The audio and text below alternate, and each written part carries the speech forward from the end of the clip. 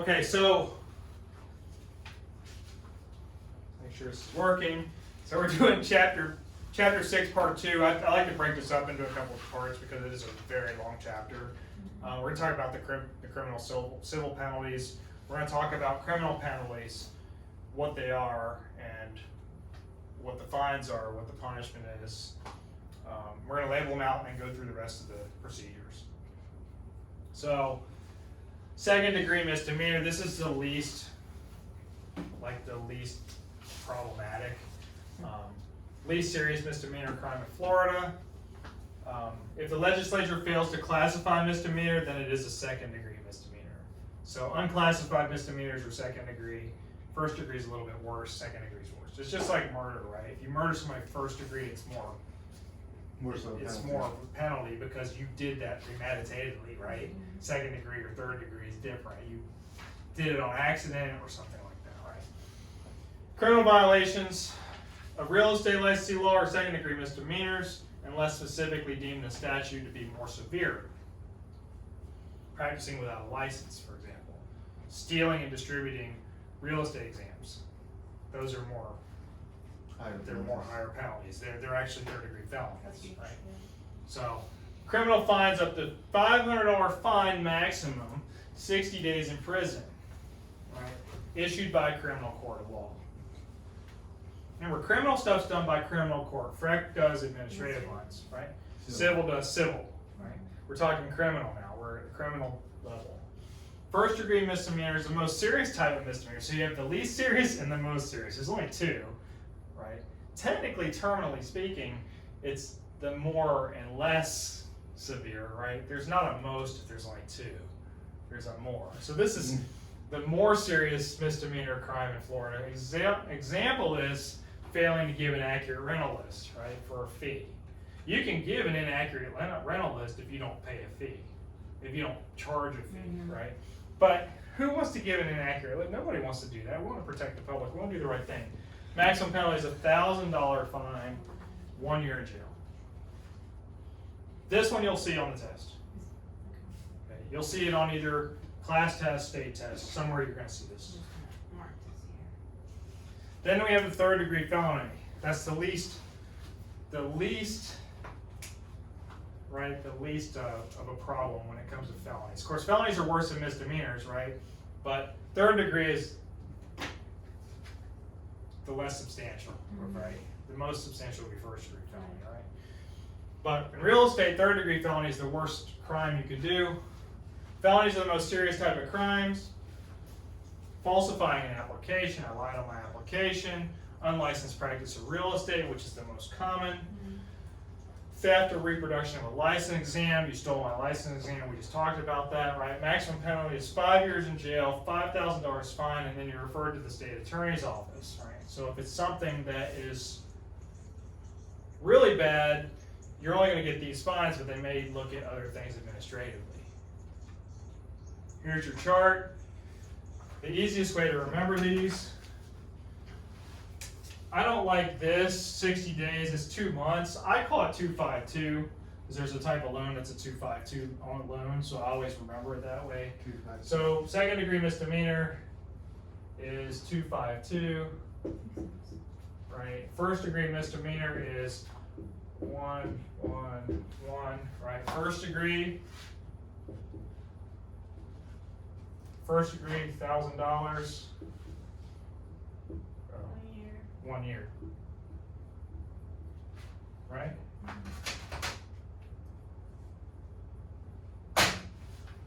Third degree felony.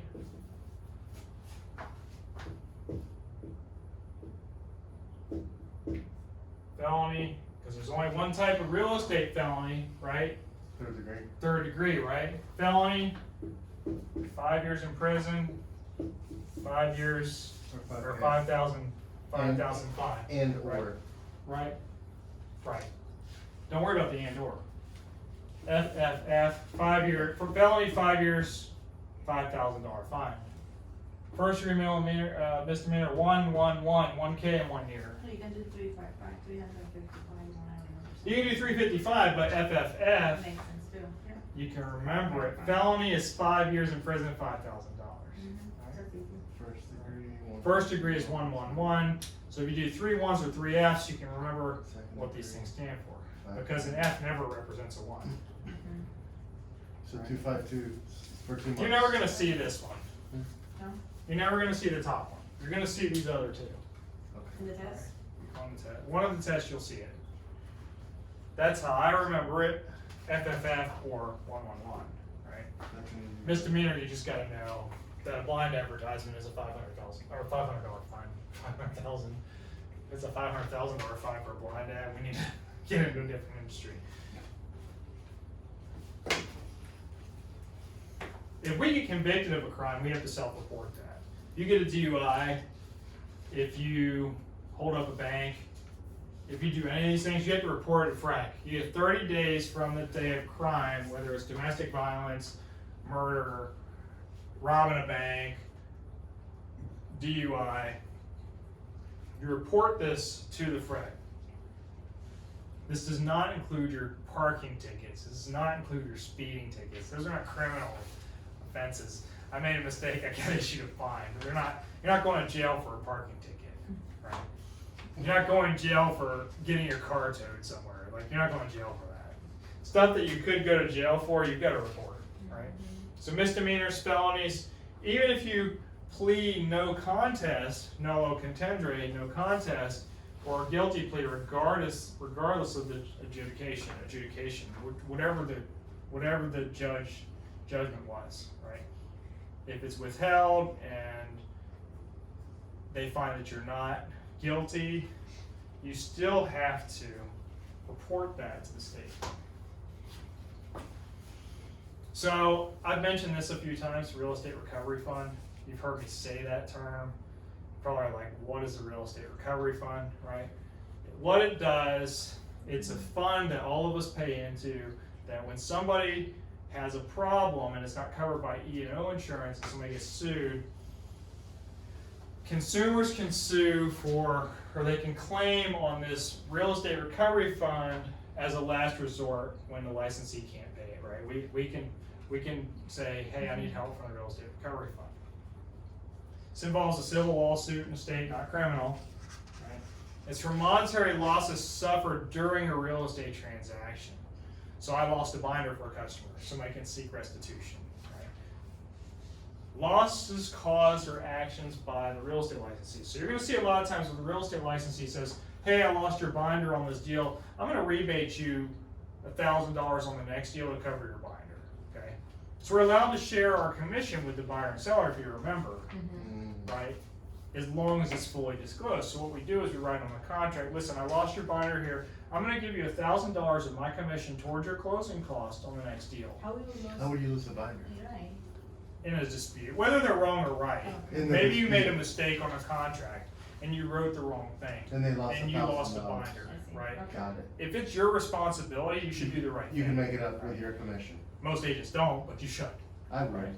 So you're going to see a lot of that in this business. Not just rebates for Sometimes people just rebate the commission because they want to be nice, right? Other times they do it because they made a mistake, right? So licensee requirements, so here's the thing. If they're practicing unlicensed, it's criminal. This doesn't cover it, right? This is civil lawsuits, right? Held a current, active, valid license, right? Remember we said if you have an active, or if you have a license, it's presumed to be active and valid, right? Prima facie evidence, remember that? At face value, we're gonna take your license at face value and assume that you have your license, right? So it has to be active at the time the problem was committed, the problem with the loan, the problem with whatever. If you practice incorrectly, resulting in a financial hardship on somebody, there's a chance that somebody can claim on the real estate recovery fund. Now, if you do something wrong and you don't have a license, they can't. They can't be the owner of the property, so a FSBO can't sue you for a non-rep flat fee listing, right? They can't be the tenant of the property, they can't be the officer of the company that, remember we said officers, directors of the company can be owners, right? Can't do that. And you have to solely act as a licensee, right? So let's say you sold a house to your spouse. Your spouse can't sue you for a misrepresentation that resulted in you losing a binder, for example, right? They can't sue you for that. Because if it's your spouse, in Florida, you're attended by the entireties, and we'll talk about that in chapter 8. But this is the things you're going to hear, and there's a lot of other things in the book that you need to know. So here's the requirements. You have to file a civil lawsuit in the state of Florida against the licensee, so somebody has to file it against you, right? You have to be awarded a judgment. You have to win the case. You have to diligently attempt to collect on it. So you can go to the licensee, say, hey, you owe me $1,000. I won this judgment against you. Give me the $1,000, right? When the licensee doesn't give it to you, when they don't have enough money, maybe they won $50,000 against you. You don't have the money. Can't pay them back. There's an affidavit stating the final judgment is not on appeal, right? Because you can appeal that judgment, right? And the claimant can't be the spouse of the offending person, right? Right here. Because what happens if you're getting divorced, spouse doesn't like you, they do a $50,000 claim against your license trying to put you out of business because they're not a nice person. Conflict of interest. It could happen. So we're not going to get involved in family matters, so we're going to just remove them from the system. There's a time limit. You have 2 years from the time that the person screwed up to file a claim. Claim for recovery, so this is right here. Claim must be made within 2 years. Or the discovery of that, right? That was the question I had. So you could discover it 2 years after it happened, and you have 2 additional years, right? So 4 total. Right, so then 4 total, right? 4 total. It's just like the investigation of documents. Remember, you have to hold them for 5 years. Or 7. But if you're under contract, or if you under investigation at the end of the 4th year, you can extend it 2 more years to where it's Right. almost 7 years. So that's why people say, well, I'll hold it 7 years just to be safe, right? Here's your monetary maximum claims. Maximum payment from the fund is $50,000 per transaction, $150,000 against one licensee. So maybe you sold 3 houses to somebody and they won $50,000 on each house. The real estate recovery fund can give them $150,000. If they won a $300,000 lawsuit and it was on 1 transaction, they can only get $50,000 from the real estate recovery fund and get $150,000 if it was 3 transactions. The amount of the fund is funded by licensees and funds. The additional license fee drops. If additional license fee is there if the fund drops below $500,000. The additional fee is dropped when the fund reaches $1 million. So what happens is when you renew your license, it's like $30, something like that. Well, $3.50 of that from a broker, I think it's like $1.75 from an agent. $1.50 or $3.50 or something like that. $1.50 and $3.50. And $2.50, yeah. $3.50 for brokers, $1.50 for real estate agents goes into this fund. So you think about, we have 100,000 agents in Florida. 100,000 agents times $1.50 for the renewal every 2 years. It's going to push that up, right? It's going to push it up. So when it gets below 500, then the additional fee, it might be $3 or $4, whatever they choose. If it goes over $1 million, then they don't charge you the fee anymore, right? You don't pay that fee anymore. So I've seen my license renewal be as low as $5. I've seen it be as high as $85. Just depends on the cycle. Depends on if there was too much money or not enough money.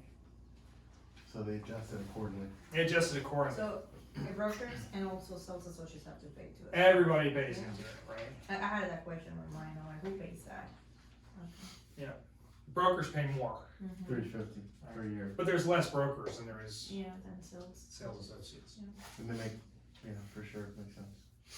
So then we have this thing called compensatory damages, mandatory suspension. So here's the thing.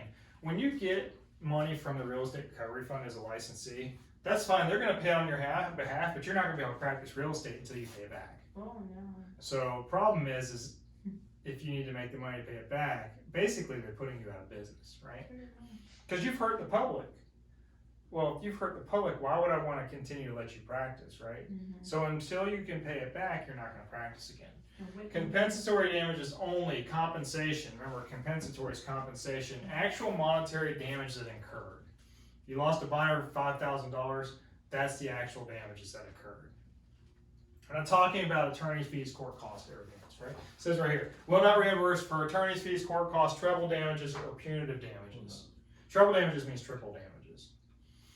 Licensee is suspended upon payment of fund, right? Payment of money from the fund. So if they pay out $20,000, hopefully you have $20,000 coming in commission so you can pay it back, right? Licensee will not be reinstated until the fund is repaid with interest. Wow, So with yeah. interest, so plus that.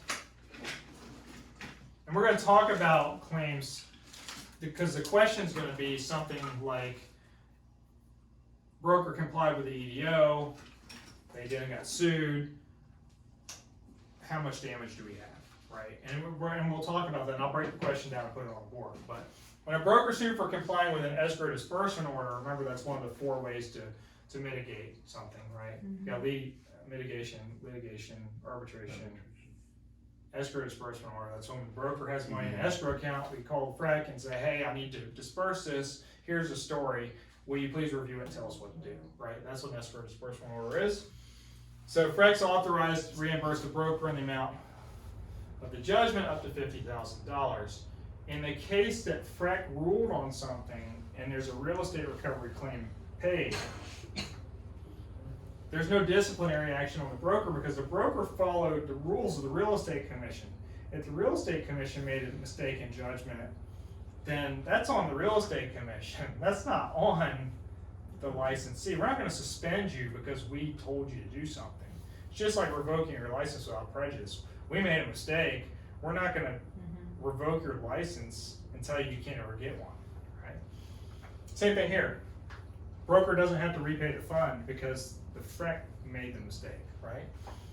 Broker has to notify FREC of the court case and diligently defend in court disputed actions concerning a transaction. So we've actually made an attempt to dispute this. They also reimburse the broker for attorney's fees, court costs, only for the escrow disbursement claims, right?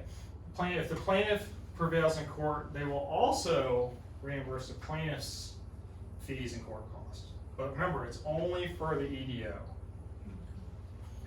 Don't worry so much about the whole EDO thing. If you see a question about the EDO, what they're going to say is, judgment was on the broker for $50,000. It was repaid to the real estate recovery fund paid the plaintiff. What are the responsibilities for the broker? And it might say there's no disciplinary action. The broker has to pay back the money with interest. The broker has to pay back the money. The broker has to take some class and get education. Those might be the answers, right? And the answer is going to be there's no disciplinary action or no repayment required. That's what there's going to be. Or it might say A, no disciplinary action. B, does not have to repay the fund. C, no disciplinary action and has to repay or doesn't have to repay the fund. Or, you know, they're going to say something, right? So remember, the most correct answer is the right answer. But if it has 2 answers, what are you gonna do? If it has 2 answers, you have to find the most correct answer. So this might be one of the answers, this might be another answer. Right. Combined answer might be a third answer. The third answer would be the right Okay. answer. Right? That's where you have to be careful. That's why you have to read all the answers before you answer the question. Part of the concepts of this course is to teach you how to take the exam, right? Not only do we have to give you the material, but it's to teach you how to take the exam. If you listen and you take the test and you think about normal test taking strategies, there's a good chance that you can eliminate half the wrong answers and guess when you don't know on the last 2. Okay. When I teach you how to do prorations, I'm going to teach you how to do prorations on the board. And I'm going to teach you how to do prorations without even doing the math. If you think about it conceptually, you will pass the question every single time, whether or not you're going to do math. So here's the key concepts. The fund will never reimburse for punitive damages. It's only going to be compensatory damage. It's going to be compensation for the money lost, right? Not for anything else, right? No treble damage, no interest on judgment, only for the actual money that you've lost, right? Broker who complies with the EDO may be reimbursed for not only the money that was paid out in the case, but also the court costs and the attorney fees, right? If the plaintiff prevails in court, we just said this, they can also be reimbursed their fees, right? Only if they win. If they lose, they're not getting their money back. And that is chapter 6. 6,